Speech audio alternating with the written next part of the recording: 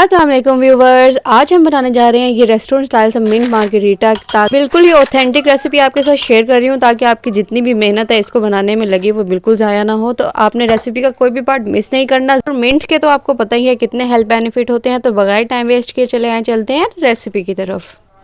इसके लिए सबसे पहले मैंने ब्लेंडर में मिंट लीव्स ले लिया है। इसकी हमें डंडियाँ जो है बिल्कुल भी नहीं चाहिए, हमने सिर्फ पत्तों का इस्तेमाल करना है। सारे पत्तों को अच्छे से वॉश कर लिया था और यहाँ पर मैंने एक लेमन का जूस लिया है, इसके बीज हमने निकाल देने हैं। सोडा वाटर आप कोई सा भी यूज़ कर सकते हैं जो आपको मिल जाए आसानी से। काला नमक यहाँ पर मैंने इस्तेमाल किया है 1/2 टेबल स्पून और शुगर मैंने यहाँ पर ऐड किया 2 टेबल स्पून। अब इन सारी चीज़ों को अच्छे से ब्लेंड कर लेंगे इस तरीके से।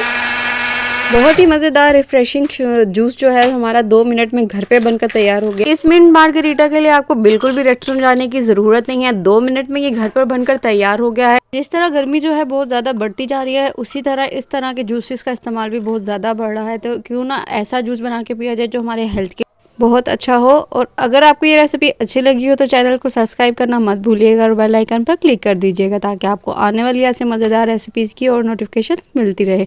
मिलती हूँ आपसे एक नई रेसिपी के साथ। अल्लाह हाफ़िज़।